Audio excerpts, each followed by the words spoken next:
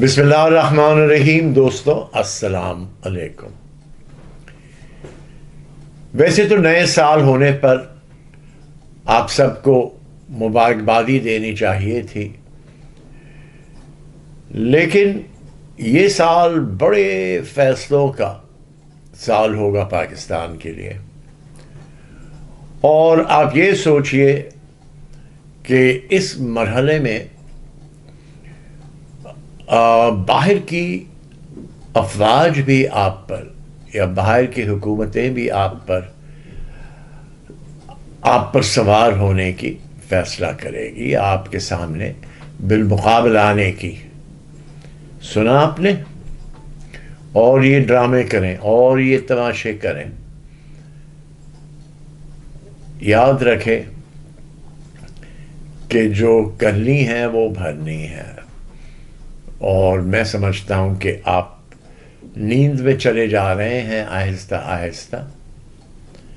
ہماری پوری دعا ہے کہ پاکستان کو معیشت میں ہم کچھ بہتری لا سکے، پاکستان میں ہم اس معیشت کی بہتری سے غریبوں کی زندگی میں کوئی فرق لا سکے۔ تو مبارکبادی کس بات کے دوں، جہاں آج معلوم کیا ہے بازار میں پیاز 200 روپے کلو پر آ گیا ہے۔ اللہ خیر کرے، کیونکہ ٹماٹر، پیاز، اس کے بغیر کوئی دیسی کھانا بن نہیں سکتا۔ اور عموماً پرانے زمانے میں جب کھانے کی کمی ہوتی تھی تو اپنے گائے سے دودھ لے کر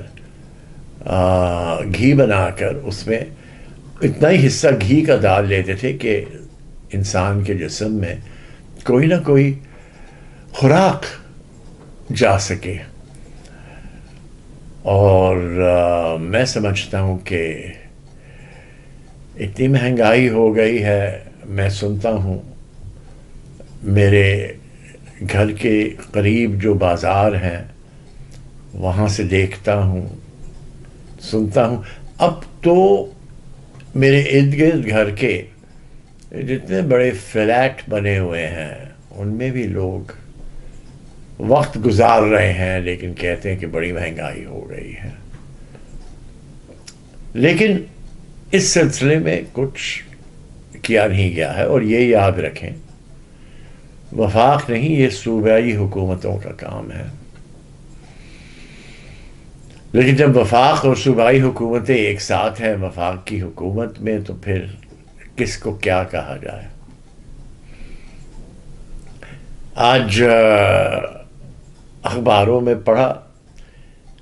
کہ ہمارے ملک کو ہندوستان کے ساتھ پیش رفت رکھے گا امریکہ، اور اس سال انہوں نے ہمیں ہمارے وزیر صاحبان کے باوجود، عسکری قوتوں کے باوجود، انہوں نے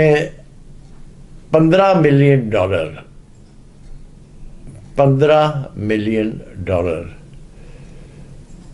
جبکہ امریکہ کے صدر کی روزمرہ چلانے والی گاڑی کی قیمت اس سے زیادہ ہے۔ انہوں نے منعقد کیا ہے اور کہ ہم آپ کو افغانستان اور آپ کے درمیان جو طالبان ہم آپ کو چھوڑ گئے ہیں ورثے میں، ان کو روکنے کے لیے وہ بارڈر پہ آپ کوئی نہ کوئی حرکت کر سکے جہاں سے وہ یہاں آنا چھوڑ دیں، بارڈر کراسنگ کے نام سے۔ دیکھیے، کئی دن پہلے مجھے لوگوں نے کلپ بھیجے تھے ویڈیو کے کہ طالبان پگڑی پہنے ہوئے اپنی گاڑیوں پہ ڈنڈا لگائے ہوئے آپ کے جو پچھلے حکومت میں تاریں لگی تھی بارڈر پہ، ان کے تھرو اپنی گاڑیوں کو اس طریقے سے چلا رہے ہیں کہ بڑے بڑے شگاف ہو گئے ہیں بارڈر کے، ڈیفنسز کہیں یا پابندیاں جو کیے ہیں آپ نے لوگوں کو اس طرف اور اس طرف پابند کرنے کے لیے،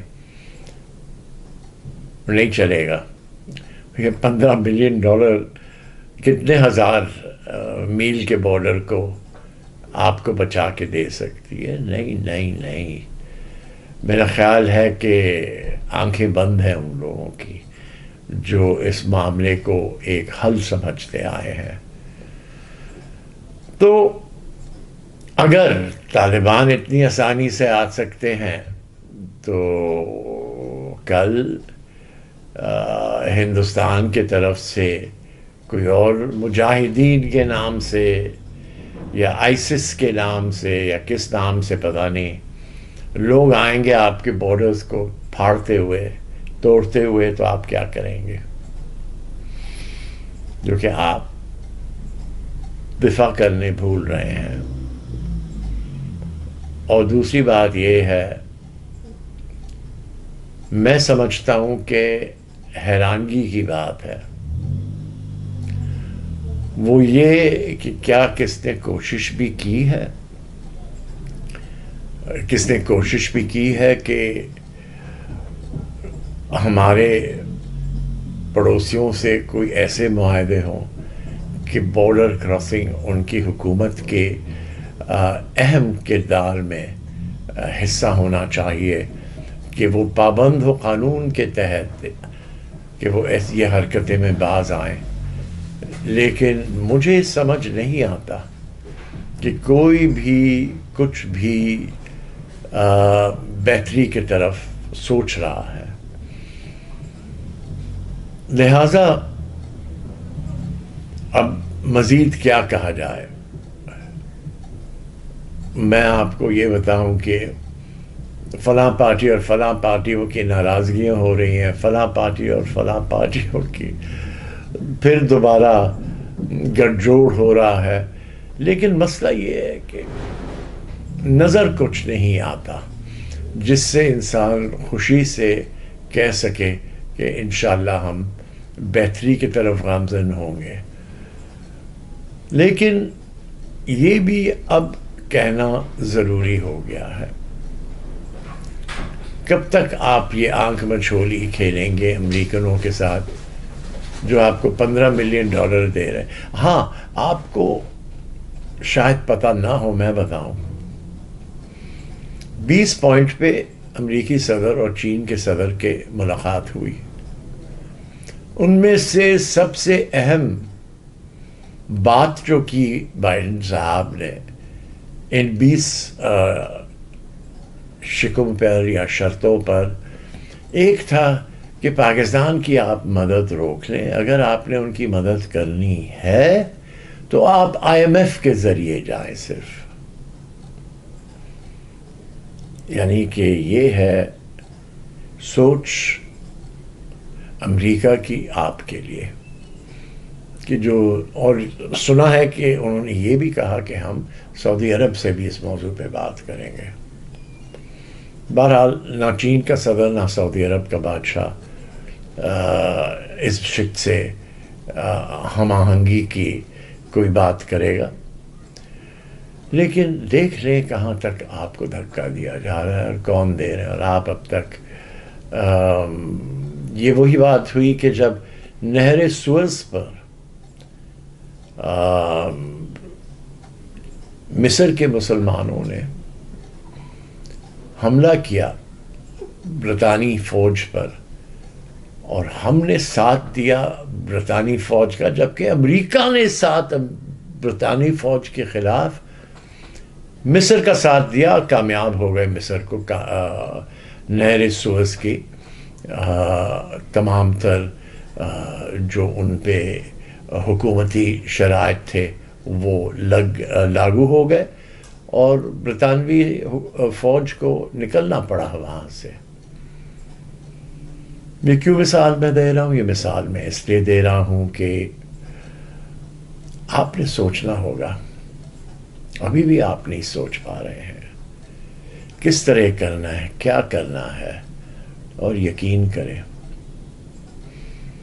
آپ بھارت کو فتح کرنے چلے ہیں تو میں آپ کو کیوں نہ یاد دہانی کروا دوں کہ شیر شاہ سوری نے کہا تھا کہ اگر ہم چاہتے ہیں یہ خیبر سے آنے والے جو مہمان آتے ہیں اور بن جاتے ہیں قابض ہندوستان کے، تو ہمیں لاہور کو ان کے راستے سے مٹانا پڑے گا، کیونکہ لاہور میں وہ ہندوستان کی کامیابی حاصل کرنے کی انہیں نصیب ہوتی ہے، وہاں انہیں خوراک بھی ملتا ہے، وہاں انہیں پیسے بھی مزید مل جاتے ہیں، اور کوئی لاہور کو تباہ کر کے نہیں جاتا۔ اگر ہمیں ہندوستان پر حملے روکنے ہیں تو ہمیں اس سرزمین پہ مزید کچھ اور سوچنا پڑے گا۔ بہرحال اللہ کا شکر ہے کہ وہ نہ سوچ سکے، نہ وہ اس جگہ کو تباہ کر سکے، لیکن یہ ایک بڑے اہم بادشاہ، پورے مغل تاریخ میں خوبصورتی پہ تو بہت توجہ دی گئی جیسے آج دی جا رہی ہے، لیکن یہ ایک شخص تھا جس نے کلکتے سے لے کر پشاور تک گرینڈ ٹرنک روڈ بنایا، ایک روڈ راستہ، اس پہ سرائے بھی تھے، یہ بھی تھے، وہ بھی تھے، تو عوام کے لیے آسانی کی۔ تو یہ یاد رکھیے کہ وہ دن رہے نہیں، اور یہ بھی یاد رکھیں کہ دفاع ہندوستان کا کبھی قابلیت سے نہیں دی گئی، لیکن بلکہ اپنوں سے ہی، اور خاص طور پہ مسلمانوں کے وقت میں اپنوں سے دغا کھاتے ہوئے بادشاہ گرے، خواہ وہ دکن میں ہو، اور مشہور کہاوت ہے صادق دکن، اور جعفر بنگال، اور اودھ کا کیا حشر کس نے کیا؟ لالا حوضی تو محض ایک بہانہ تھا، لیکن نوابوں کو پہلے انہوں نے بدظن کیا اپنے ہی مسلمان روہیلوں سے، تو اس کی فوجیں ناقص ہو گئی۔ اور یہ یاد رکھے، یہ میری آخری بات ہے، آج بات کر رہا ہوں آپ سے، لیکن اتنا بوجھ ہے دل پر کہ میں بتا نہیں سکتا، لیکن یہ یاد رکھیں، اور یہ اچھی طرح یاد رکھیں، ایک کہ اگر آپ کی فوج نہیں ہو تو آپ کا حشر وہ ہوگا جو اودھ کا ہوا تھا۔ اور یہ بھی یاد رکھیے کہ اگر فوج نے بھی یہ ذمہ داری نہیں سمجھی تو پھر حشر کیا ہوگا۔ شکریہ۔